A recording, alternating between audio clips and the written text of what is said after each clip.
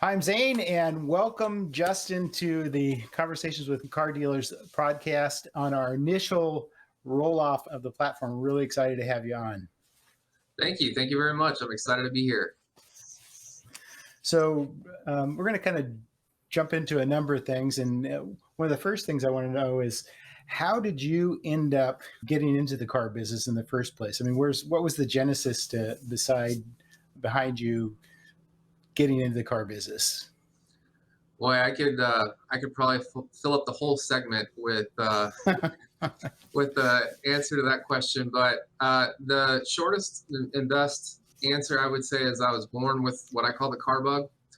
I just naturally have always gravitated, even as a little boy, just gravitated to the toys that were cars. And then the first thing I ever really remember enjoying reading was a Road and Track magazine.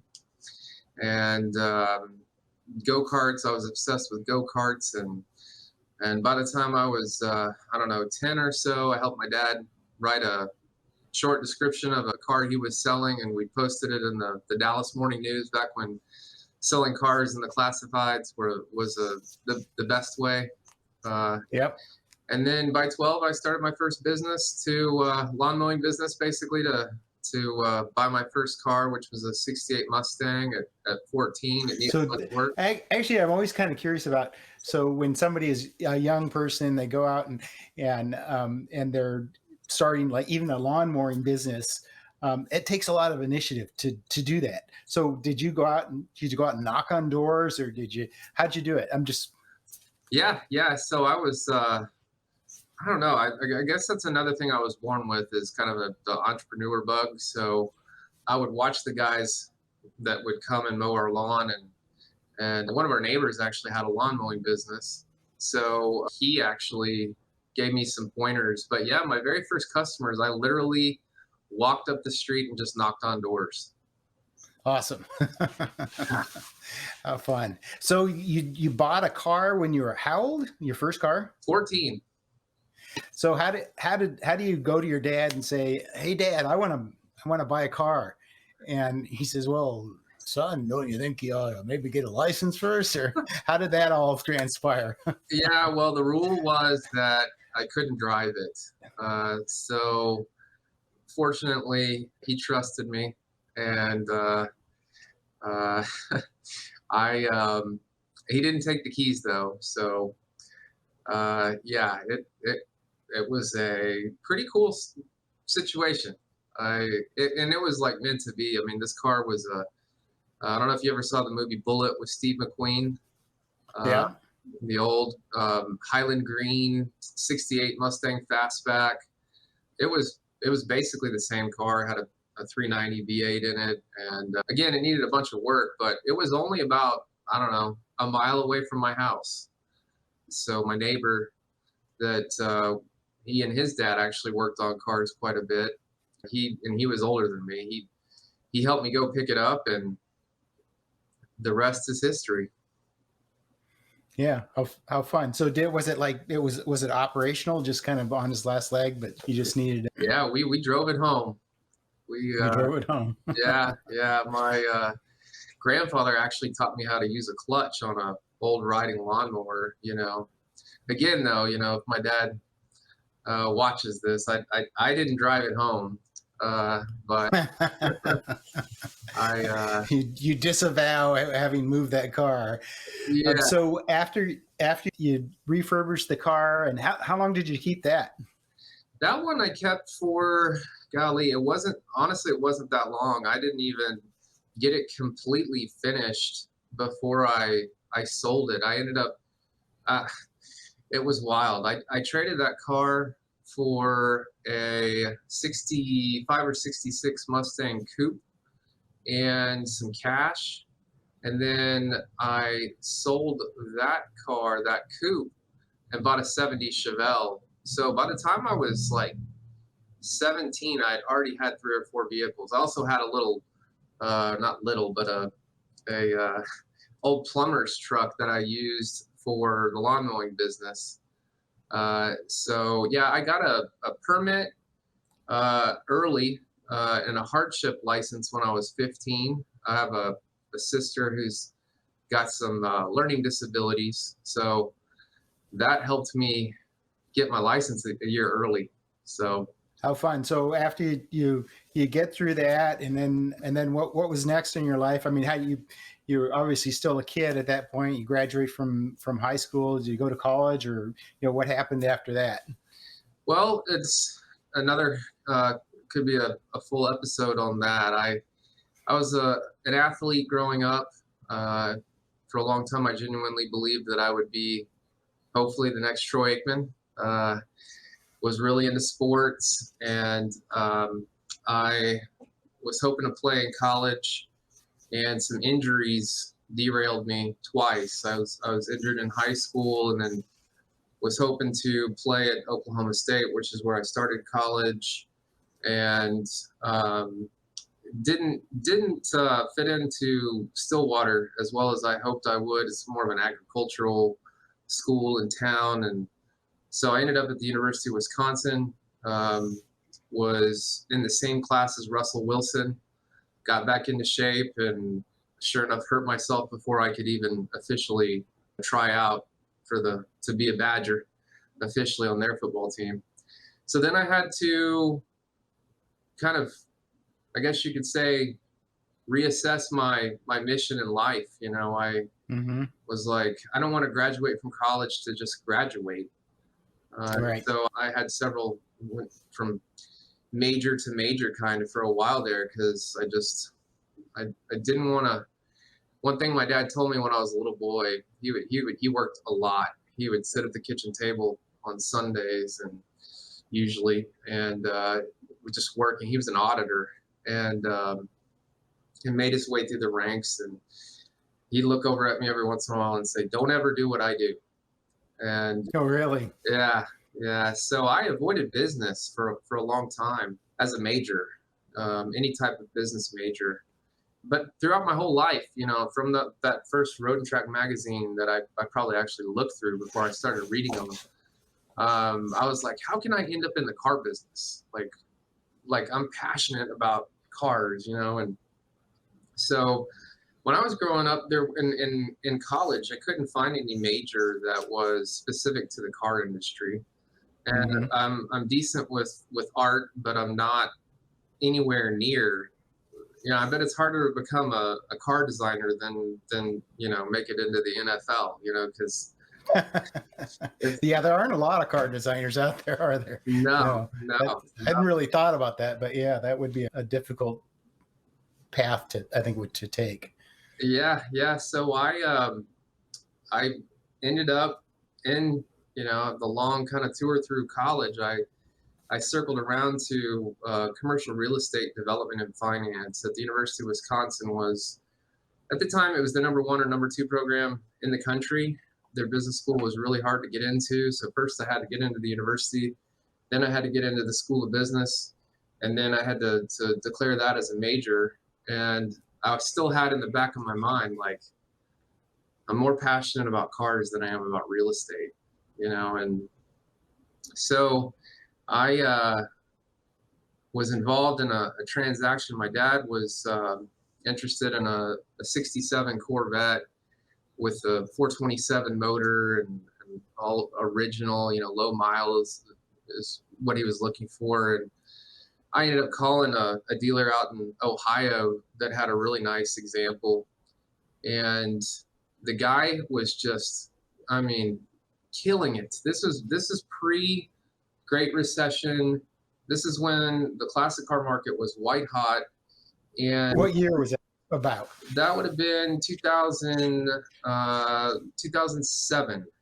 Uh, Okay. so, and we ended up negotiating a deal on this car, and it was a pretty expensive car, and uh, he agreed to deliver it.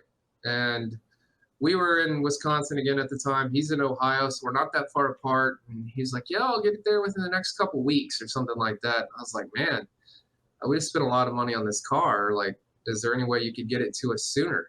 And he says, "Well, honestly, Justin, I've sold 6 cars in the last 24 hours at values equal to or greater than the value of this car." that you just bought. And I was like, holy cow, this guy he's on to something here, you know? So being in business school and having my dad in business, my stepmother was in business, and my mom's a retired math instructor, and my stepdad's an electrical engineer. All this math in the family, right? I'm like, and being surrounded by it in school, I'm like, I gotta Where you start. started to go through your mind 6 cars, 24 hours, and the margin is this, and you go, man, this guy is making bank. Yeah, yeah. I Yeah. mean, like it was. I mean, I guess to kind of fast forward a little bit, we ended up writing a business plan, and everyone who read the plan was like, man, this is really interesting because unlike 99% or so, 99% or more of most dealers, you're not buying stuff that's depreciating. These classic cars, these investment grade classic cars are appreciating. So I was advised to go ahead and pitch this business plan that I had kind of written as practice while I was still in college to banks.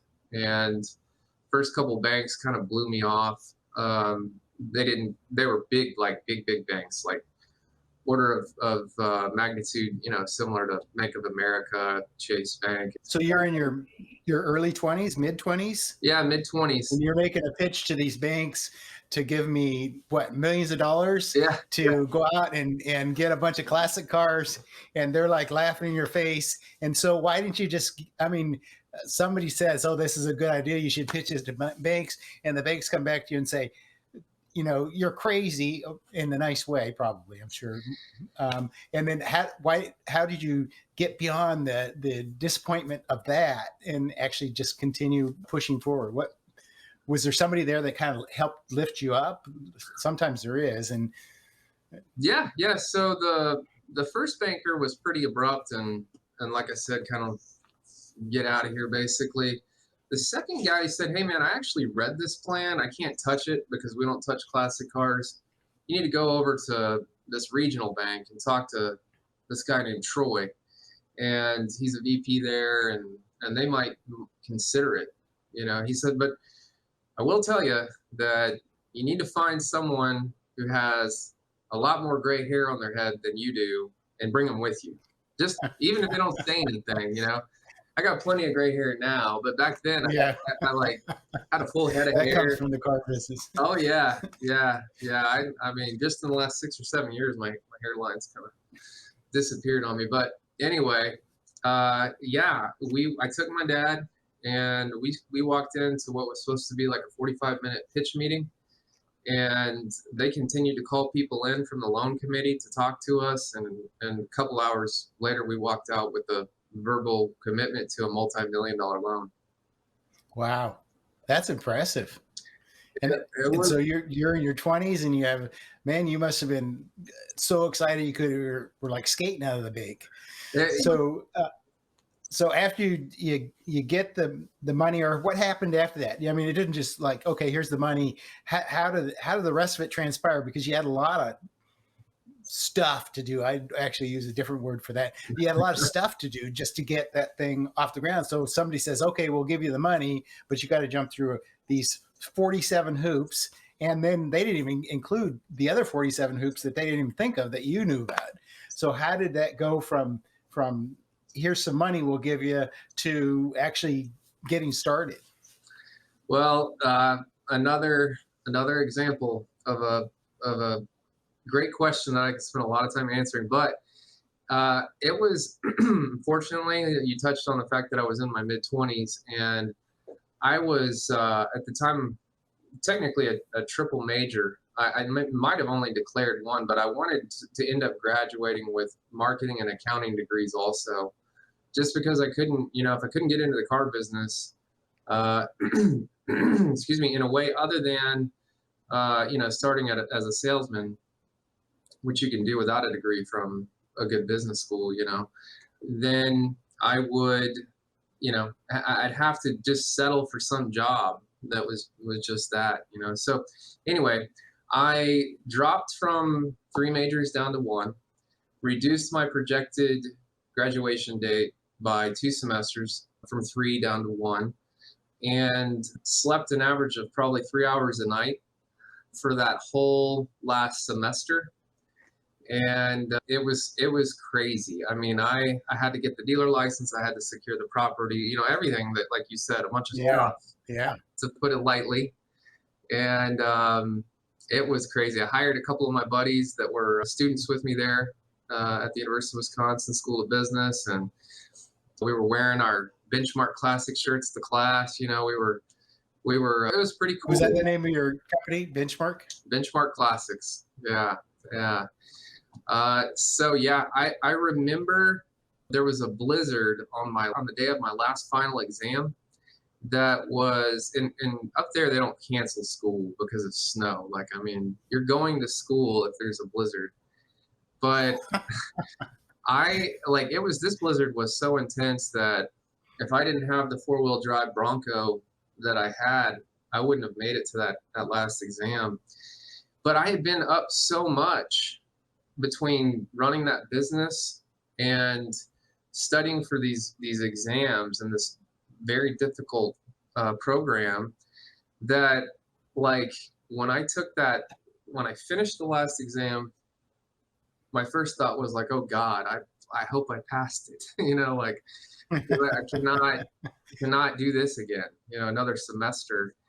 But I was so sleep deprived that it was almost like on the drive home, since there weren't any or many cars on the road, and that Bronco that was lifted, and I was like borderline hallucinating because I was so happy to be Mhm. done with college, and I made it to the exam, and I'm like all in the car business now, and I'm fortunate enough to be a partner in a cool dealership, So it was, as I like to say, it was quite the ride. Yeah. So you opened the dealership. How many cars did you start out with? We probably had, since they were, investment grade Yeah.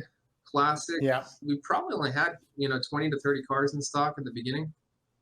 That's still a lot. That's a big investment in investment grade classics. And so how do you get 20 to 30 investment grade classics that are not junk? I mean, did you have that how did you get to make sure that they were good cars, because you, like you say, you were young, kind of inexperienced, and that you just were able to find them all? Well, I did kind of skip over some details earlier. The gentleman that I spoke to on the phone about that '67 Corvette that I mentioned, Yep. Yep. I picked his brain for hours and hours. I mean, I was just sitting there taking notes, and he could tell pretty soon during the questioning process what my probable intentions were.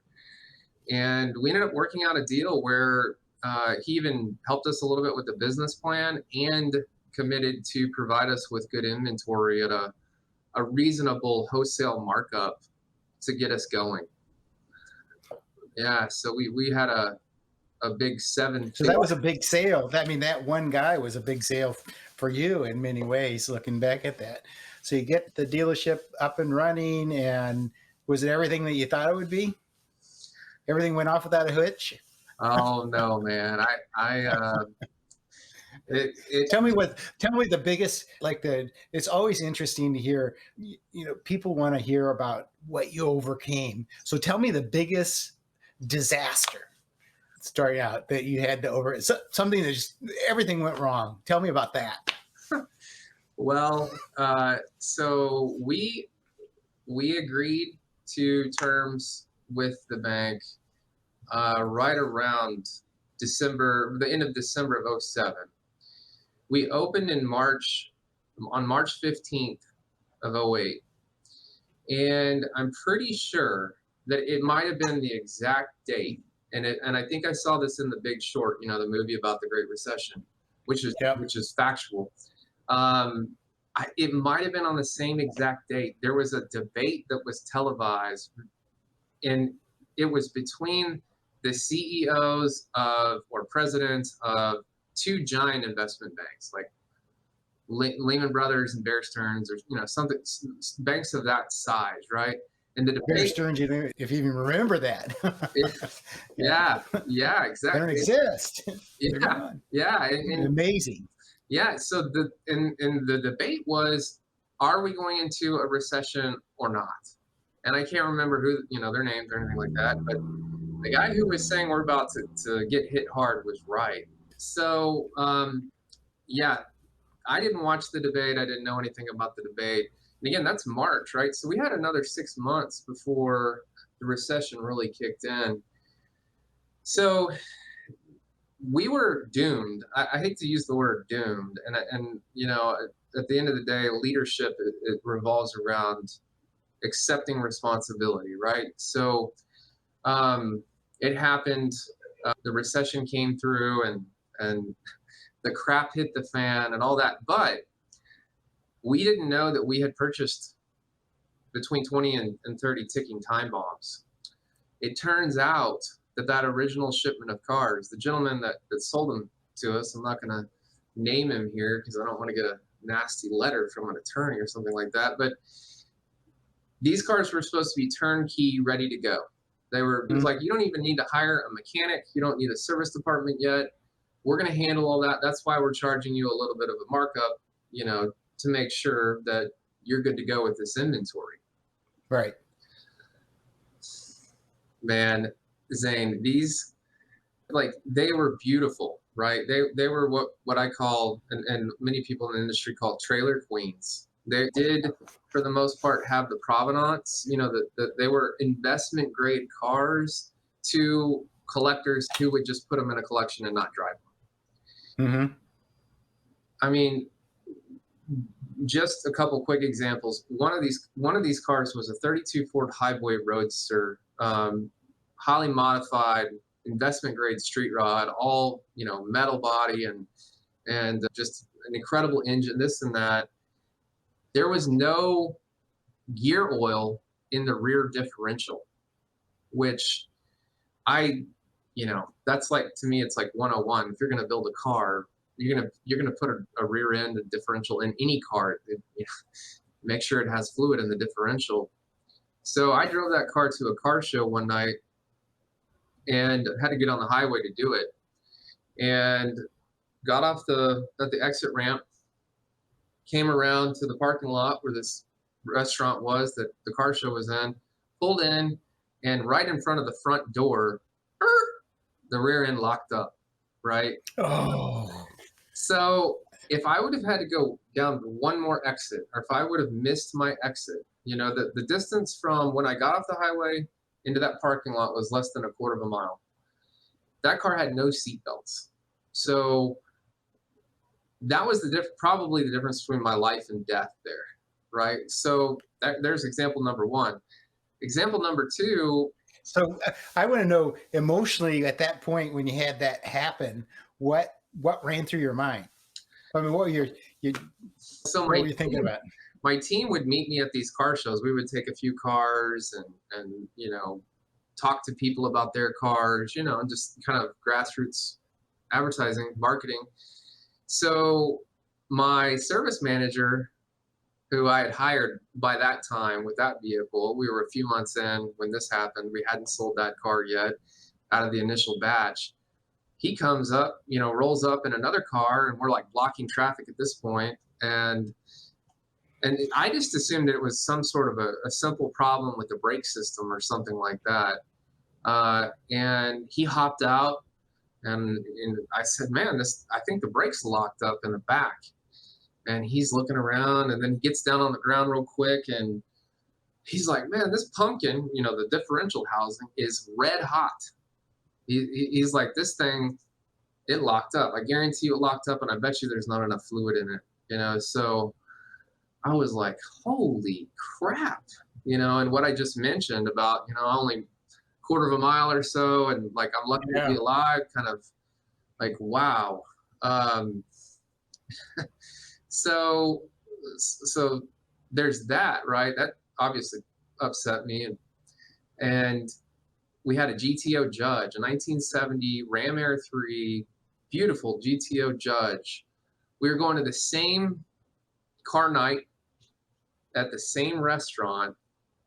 another week, the engine had a catastrophic failure on the highway on the way there. Oh, wow.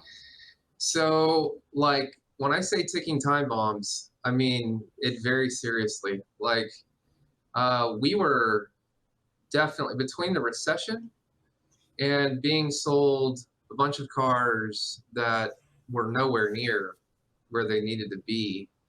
Um, you asked about obstacles. Oh my goodness, man, it was So the dealership, you say you were doomed. Doomed meaning you didn't make it. And tell me about that part of the whole journey. You're making it now, so there's a happy ending on most days. yeah. Tell me about how that all transpired, that it didn't work out, and then what you did after that. Yeah, so we held on. We fought our way through those cars that needed more work than they should have needed, and uh, ironically, we found the world's only Tucker convertible in December of '08. So a few months after the Great Recession had officially began, and this Tucker was an unfinished factory prototype, and it was honestly kind of like a Hail Mary. It was a seven-figure car. I knew that when it was done, and we either bought the car, found a way to technically trade for the car, and finished it and sold it and saved the business, or something else, you know. Mm-hmm. And ironically, we ended up in it technically kind of an in-between situation, because we did eventually shut the business down, but we did finish that car. We put over 5,000 man hours into that car. We were invited to show that car all over the country in various states of production. So we took it to the biggest car show in the world up in Hershey, PA, and we took it out to the West Coast and at the Rodeo Drive Concours d'Elegance. Came down here south of me. I'm in, the Dallas area. We went down to Houston, the Keels and Wheels Concours show, and you can actually kind of see it behind me here. This article was a Sunday auto section cover story in the New York Times. So the car is very unique, and as the current owner of the car likes to say, he was like, if you do nothing else in your life, Justin, you will be known as the man that found and finished that car. And a lot of people don't even know what a Tucker is. They're missing out. That's a great story there in and of itself. I mean, you could go on and on about that. So anybody who's listening to this, you should go look up online the story of the Tucker automobile. It's a fascinating story. If you don't know it already, it's a really fascinating story about an individual who was really pretty incredible. Anyway, but we don't want to digress there because that'll take up way too much time. Yeah, so to kind of fast forward through the Tucker, to make a long story short, since we went with the traditional bank for the financing of our inventory, and the Great Recession was worse than the Great Depression in a number of ways, from a banking standpoint and other standpoints, there was some friction between us and the bank about what should be done with the inventory. And the facts were the facts. The economy was crashing. So we went from a owned vehicle, buy sell scenario or process or strategy to focusing more on consignments. And so between that and shifting our focus to fixed operations, service, paint, body, customization, that kind of stuff, we actually made it back from losing many tens of thousands of dollars per month when times were the worst, to, I believe, when we made the call to shut the business down and actually did it on Halloween back in 2011, I believe we netted about 20 grand in that last month. So definitely a very bittersweet situation, but I had to make that call remotely, because I had to, since we were out of money, I had to look for a job to try to produce enough income to not only support myself and pay back some of my debt, but also keep that business alive. And in order to do that, to find that type of job, I had to come back down here to my hometown of Dallas. So I was a fixed operations manager at what is now the Lithia Auto Dealership Group. And that was in July of 11 when I moved down here. And then, So you were actually working at a dealership in Dallas and then taking a large portion of your income that you generated there and sending it back to Wisconsin so that the dealership could stay afloat in Wisconsin. that was, And yeah, that was the goal. And it, I'm not going to get too specific here because I don't want to create enemies or anything like that. But I'll just put it yeah, like this. I expected to make a lot more money than I did at that job. And when I couldn't, I had to make that call to shut down Benchmark. And it was very difficult and how disappointing. many years from the start of Benchmark until you that would be really heartbreaking, heart-wrenching. Oh, it was terrible. I mean, it was even more terrible, ironically, to have to like leave my baby. And my baby being the business, right? Right. I had to find a job, go through the process of getting hired, and then break the news to my team that the captain's got to go. And with the captain being gone, I I knew that our odds of making it were going to be less. I have a great guy named Dan. Um, Dan, if you watch this or listen to this podcast, thank you very much for everything you did. He did a great job of manning the ship, as the captain when I was gone. But yeah, I was, not only was I working for that dealership group, I was creating an entire program for them. So a rapid cosmetic repair, paint, body, um, cracks in windshield repair, curb rash repair on wheels. So it wasn't like a typical 9 to 5, which those don't really exist much in dealerships anyways. But Yeah. so I was basically running two businesses at the same time, one remote that was my baby, and one internally at this dealership group. So after that, you'd sold that, or you just closed it altogether, or Yeah, we had to make the call to shut it down. We did not opt to try to sell it. It just, in order to sell it, I would have needed to be there. yeah, yeah. Again, that was Halloween 2011, and then yeah, man, I did my 5 years, and So what happened? So that's a great story of coming up as a young man, and then the triumph of getting that thing started, and then the absolute heartbreak of becoming a victim of the economy and the whole thing coming to a screeching halt. So after that, how do you pick yourself back up and go out and do what did you do? yeah, good question. I'm not gonna lie, it took me years to even begin to consider doing something on my own again.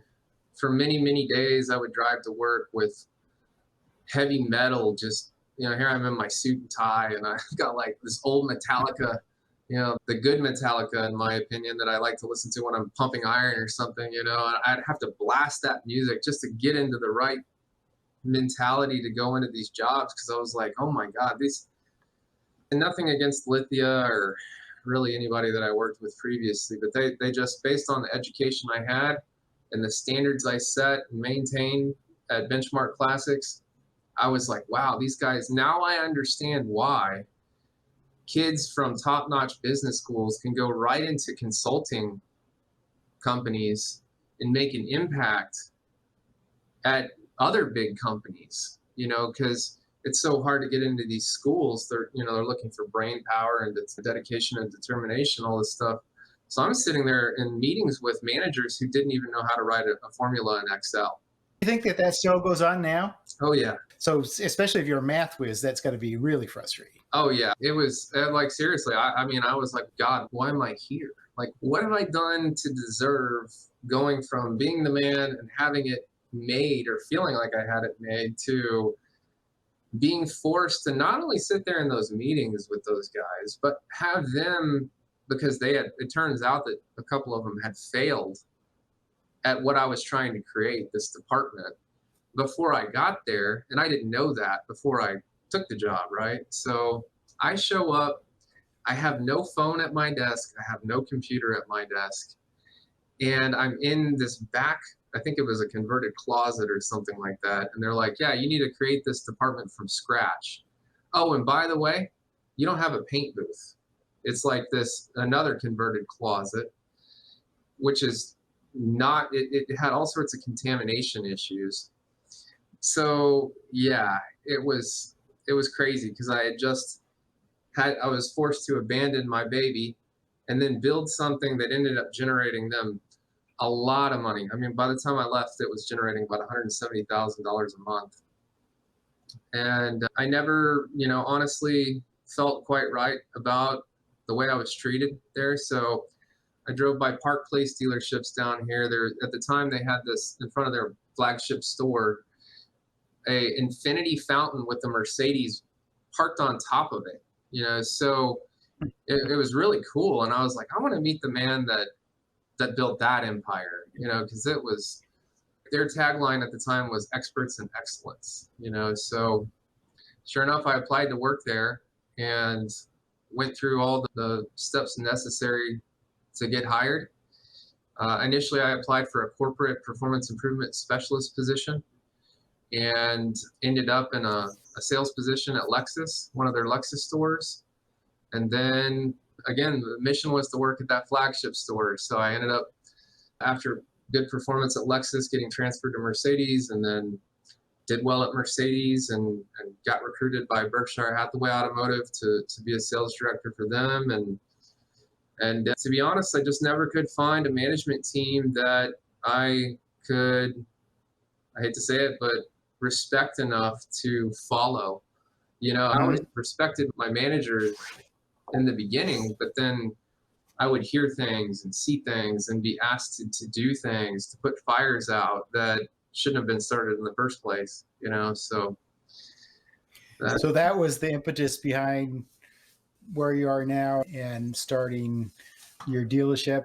And the name of your dealership now is? We've got Accelerate Auto Group is the dealership, and we're rebranding that to FAST. So it's at FAST.CARS.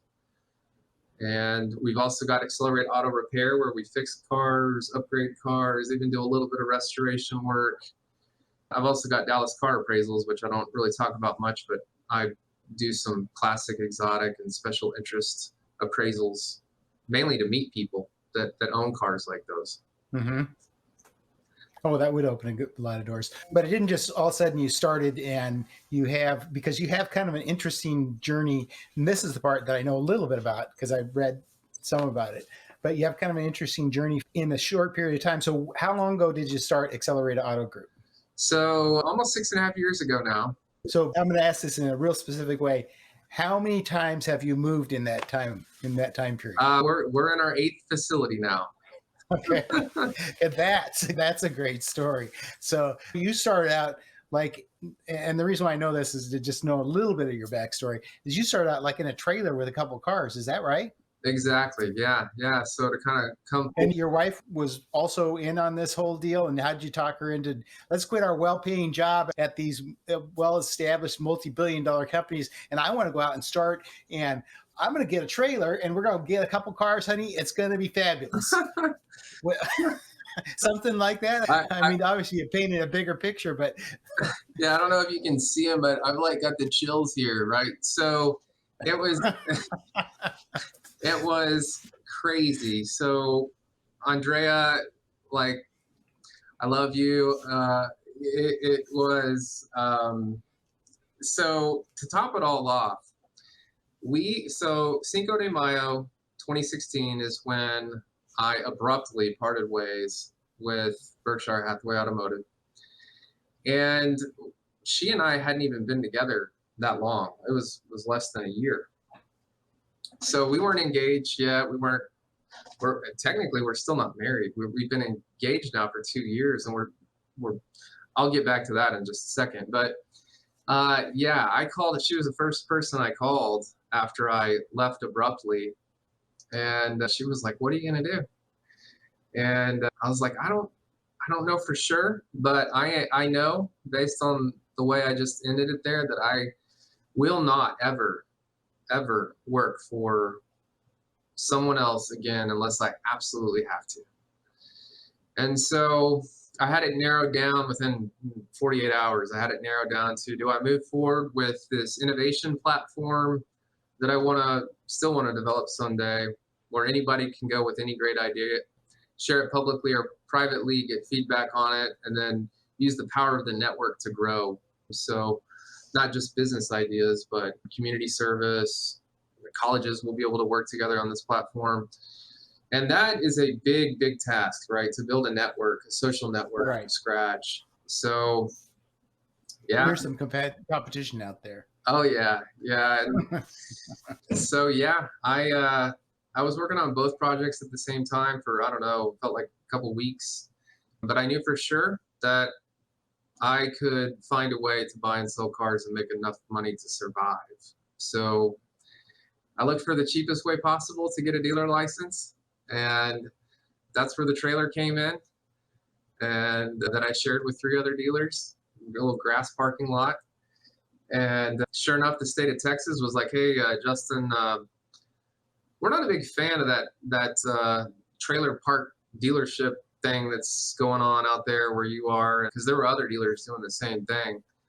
And that was my cue to exit stage right pretty much immediately. So then I went to another place where there were three dealers, but it was a building that was actually a car Right. dealership. So after you move into this other place, you're there with three dealers, and then from there you started to grow. And then what was next in the hit parade for Justin Cole?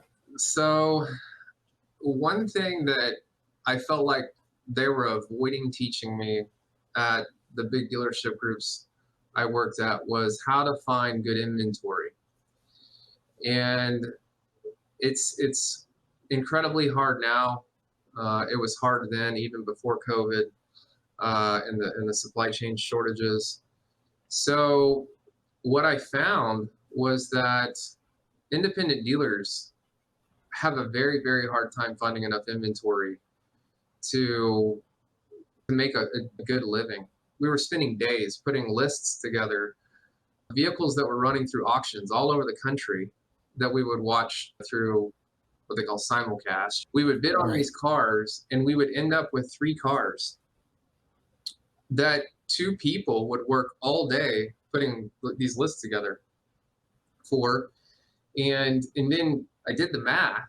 By the time we had sold enough to get a kind of an average, and I was making less money per car net than I made selling Mercedes, right? So not a good business model. No. And so you see a lot of dealers, that's how they do it. Still, they're just squeaking by, and so that's why they're always cutting corners here and there, because it's so tough for them to get cars. And that was the case before COVID is exacerbated now. Right. Is that accurate description? It is. It is. So I had this light bulb moment, and I can't remember exactly when the light bulb went off, but I just thought of don'ttradeitin.com. And so I go to GoDaddy and type in don'ttradeitin.com. It was available for like $12. So I bought the domain and had a little, Andrea is good with web design. We threw a splash page up and kind of tested the market to see if people would sell us their car before they would trade it into a dealership. And yeah, man, that's where we get almost all of our inventory now. And it's a separate LLC. And of course, as a result of COVID and what we just touched on with the supply chain shortages, there's lots of competition popping up in that market too. But In that area, yeah. So don'ttradeitin.com, is that mostly local, or how much do you get locally versus somewhere else? And if it's coming from somewhere else, how do you get it to your place without you telling me trade secrets, just in case some other dealers watching this, just so that our people can understand how it all works in a general sense. Yeah. So they're Because there will be other dealers watching this. yeah. Oh yeah. So, No, trust me, I can't give it all away, but right. I will say that these vehicles come in from all 48 United States, here in the continental United States, I should say. And we use various methods to get them here. We even in some cases will sell cars to people that don't even come here first. And we have a pretty streamlined logistics process that we use to buy the car. Well, first to procure the lead, to properly take care of the lead, handle all the paperwork and the logistics and all that, So it's a whole business in and of itself, and I'm not going to lie, it's gotten to the point where the average cost per car, when you include everything necessary to make the deal happen, we're back at like auction prices. So you said at one point we were talking, you said something about that marketing is frustrating to you because so much of the marketing just doesn't even work. The ROI sucks on most marketing. So how do you sift through all that and say, okay, well, I'm going to do this or I'm going to do that. And then when you do it, and then you're disappointed again, you go, oh, and then you try something else, and then finally something worked. I mean, how do you sift through all that and try to figure out what does work? Because you probably pitched, I don't know how often, probably constantly by marketing companies. Yeah, that's a $1 million, like more than $1 million question there. And they all sound great too. Oh yeah, yeah. Well, I had a guy that worked for me once say that each lesson you learn is worth what you paid to learn it. And with marketing, I've learned hundreds of thousands of dollars worth of lessons, and we're talking now primarily because the connection you made, your successful grabbing of my attention, not because I'm putting myself on a pedestal or anything like that. I have hundreds of emails in my inbox right now that are unread, that need to be read. They're not junk. The number one thing I would recommend to other dealers is ask for evidence. You need case studies. You need comparables, like in your vertical, in the dealer industry. Yes, sometimes you can get lucky and find someone like an SEO person that can be a jack of all trades and get you good organic rankings, even though they've never done a car dealership before. But on the other hand, that's a perfect example of something I learned an expensive lesson on. I had an SEO experience where this guy was like, oh yeah, man, not only are we gonna get you good SEO results, we're also gonna get you to show up high in Google My Business pages in cities where you don't have a physical location. I'm like, really? So like that's the whole like point of Google My Business, is to like have a location to localize things. Yeah. And sure enough, I'll just put it this way again, I'm not trying to make enemies. It hasn't quite performed how I expected it to, but I'm not throwing shade in his direction. It just is an example of expectations from marketing. It's real easy to set them high. And again, I keep saying come full circle. One thing that this industry will do to you is, number one, age you, as we already I'm going to digress just a little bit. I find so many salt of the earth people in the car business, and yet it has this seedy reputation. How do you overcome that so that you can project, hey, I am an honest person. I've been at this for many years and I worked really hard to get to where I am. How do you overcome that? Man, this podcast was definitely meant to happen today. So just today, I was in a meeting. Again, I'm not going to name names, with a banker that we've been doing business with for over 6 years. And I was treated like some rookie that had never sold a car before. And I was speaking with a physician today also about the industry. He was like, man, I'd love to figure out a way to do something car related because I'm so passionate about cars. And I told him, I was like, you will be discriminated against in this industry. That like the entire car business is what they call in the banking world a restricted vertical. So we deal with like every day we deal with it. I mean, we have people who try to extort money out of us through bad reviews. We have, and they pull these like car salesman cards. Our reputation's great, anywhere from 4.7 to 4.8 stars, based on wherever you go to look for reviews. And unfortunately, Zane, I have not found the magic bullet for that situation, other than the proof is in the pudding. And I'm to the point now with my businesses where the banks they're definitely overall, they're looking at our numbers and they're saying like, man, even though we don't like the vertical, we don't like the car industry, the numbers don't lie. And our performance has been exponential. So yeah, I wish I had a better answer for that question. So tell me about your 8 moves. So you went from the trailer to another building with 3 dealers, and then you went to another building. Because I think it's pretty impressive the way that you've continued to grow. How many cars do you have in your lot right now? Right now we're right around 90 to 100. And typically, how many cars move off your lot in a month? If you don't mind me asking that question. Oh, no, I don't mind. We're 60 or so. We're turning over about 2/3 of our. So your inventory turn is really good. It's pretty good. Yeah, I mean, I don't know if you've heard of vAuto or not, but it's an appraisal software that we use, and it gives us data from dealers all across the country, top performers, average, blah blah blah. So I want to be at the top, right? So somehow there are dealers out there turning all their inventory more than once a month. So wow.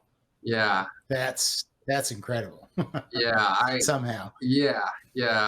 But of course, if you do that, you have to not only be a sharp operator, it's usually there's many years of experience plus location. There's so many factors into having, you could have a lot of very experienced salespeople. It kind of goes on and on and on. Well, and the wild card, they wouldn't, I said, can you give me some names? I want to check these guys' websites out. And the rep was like, no, unfortunately, we don't share that information. And I said, well, can you tell me whether or not wholesalers are included?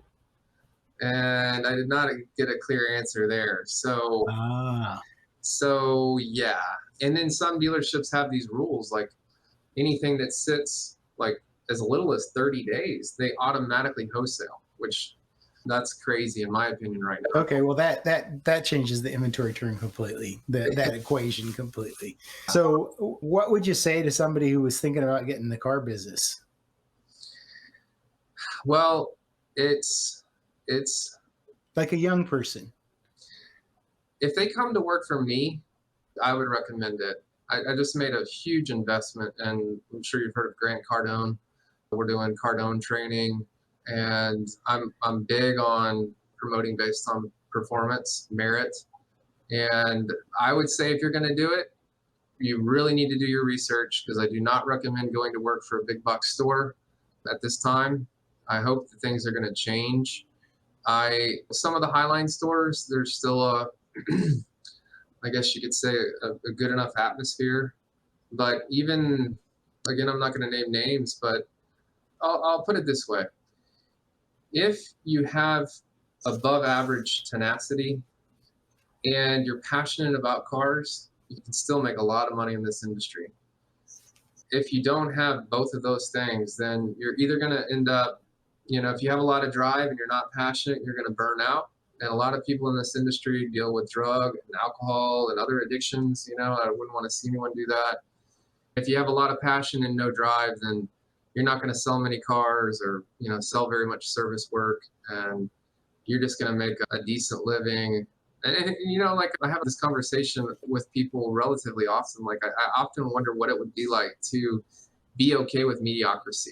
Just be the average Joe, hang out, play video games at night, grab your 6-pack on the way home from the dealership after, selling, 7 or 8 cars in a month or whatever. And be content with that and be like happy, right? And so that, to finalize my answer, if you're ambitious and you want to be really successful, then I highly recommend you only really go for it if you're 100% in it to win it, and you have the tenacity and you have the passion and you're willing to do whatever it takes within reason. Without, my big thing is, like, we're like a dolphin swimming in a shark tank here. We are not in the business of jeopardizing our integrity to sell a car or a product or a service. None of that, And when swimming in a shark tank and being a dolphin in there, it can be very difficult to compete with the guys who will do whatever it takes to sell a product or a service. So are you still having fun? So it's definitely fun to be my own boss and to build this team. We've taken over 6 years to build the team that we built. We have people who genuinely care now. That's all fun, but I still work a ton. I still work 7 days a week. Sundays I'm working from home at least a half a day, usually on average. But I'm a big believer in the fact that all this hard work is going to pay off. And once we get the team to a certain point and get our sales to a certain point, we're gonna have a little bit more freedom. We're gonna set that wedding date and move forward with having more consistent fun. Tell me about your customers, people who buy cars from you, and how you work differently or feel about working with customers, and how much of your time do you actually spend selling versus, how often do you actually get out there and do some of the closing? And Yeah, so the customers are very, very diverse due to our inventory being so diverse. That Tucker I mentioned is an inventory at $2 million. And then we have inexpensive commuter cars and everything in between. And since we sell nationwide, technically worldwide, we've shipped cars out of the country. All of our transactions are unique unless we're doing repeat business with a client. So yeah, we see it all. We see good credit, we see bad credit, we see wealthy guys that are interested in that Tucker, or we've got a couple Ferraris in stock that are 7-figure cars too. And so yeah, like I said, diverse. And then as far as me getting in there and closing deals, I don't do it nearly as much as I did before. Now I spend a lot of my time just trying to find ways to continue to grow the businesses overall. Which is taking a lot longer than I expected it to. But with the growth and moving 60 cars a month, even though it's not 600 or 6,000 like some of the bigger companies out there, 60 cars a month on the variable side, buying and selling 60 cars a month. And then on the fixed operations side with our shop, we also do full-blown collision repair here. So we work with insurance companies and all that. I am kind of like a jack of all trades. I could be up front talking to a customer because our advisors are in the back looking for technicians, or I could be talking to a parts guy who needs a check that hadn't been cut yet, or grabbing a phone that's ringing too much. It's definitely a very big mix. One final question. What is one of the funniest things that has happened to you in the car business? Ooh, funniest things. I should have prepped you with that one in advance because that's kind of out of the blue, but just something funny that's happened either with a customer, with a salesperson, something that's just really tickled your funny bone. Well, so this is kind of like a mixture of funny and like mission complete, or a victory when we really needed it. So back when we were in the, I'd say middle age of the company, so 3 years or so ago, again, I'm not going to name names, but we had this burnt orange Ford F-150 in stock that was that burnt orange color was pretty rare. And this guy comes in and he's like, "Hey, do y'all really have this car, in your truck?" And he pulls out his phone and shows us a picture. And we're like, "Yes, sir, we do." He's like, "Can I take a look at it? I got the exact same truck, and I think I want another one." And so my sales consultant takes him out there and shows him the truck, and then the sales consultant comes back in like 10 minutes later to the office and says, "Hey man, I think he wants to buy it. Do we have any room to move on the price?" And I said, "No, we don't really have much room to move on that one." So he goes back out, and then they both come walking through 5 minutes or so later. And I kind of got onto the sales guy. I was like, "Man, we need to talk to these people before you let them leave." And he's like, "Yeah, he had to go real quick. It was kind of awkward there, but he said he's going to think about it and get back to me." I said, "Okay." Well, not even 5 minutes later, one of our paint and body technicians or mechanics comes up and he's like, "What happened to the gas cap on the orange F-150?" And I said, "What?" And ironically, the gas cap was missing on this truck when we bought it, right? So we had to find another gas cap in another color and paint it to match this burnt orange color. And I was like, "Are you kidding me?" He's like, "No, are you messing with me? I just installed that gas cap like 2 hours ago." And I was like, "Y'all must be messing with me." And he's like, "No, seriously." So sure enough, I rewind the surveillance footage and find that this customer was missing his fuel door when he pulled into our lot. And his mission was to come and take our fuel door. So luckily, our surveillance cameras are good enough to read license plates, right? So we read the license plate, we go through the proper process to find out information on this individual, get his address, and I sent him a certified letter in which I wrote, "We have you on surveillance footage stealing our fuel door, and if you don't bring it back to us within 24 hours of receiving this letter, we're going to be forced to turn the evidence over to the authorities." So this guy calls and you hear him shaking, like his voice, he's like, can I, is it possible to buy this fuel door cover?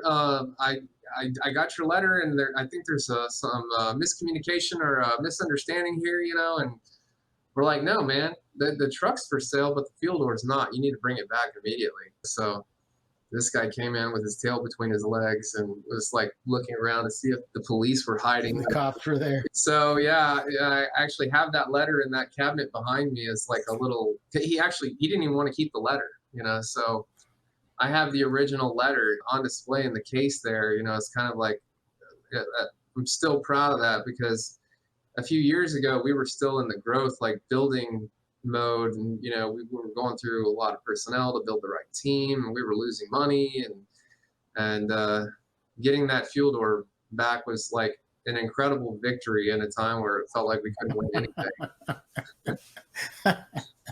So that's a good one. That's a good note to end it on. So I really appreciate your time today, Justin. I know we went a little bit over, but I think it was a really good start to the podcast, and I'm sure that other people will enjoy listening to you too in your journey. It was great. Well, thanks a lot. Yeah. Thank you very much. I'm proud to be your first guest. Yeah. We'll talk again. All right. See ya. Bye-bye.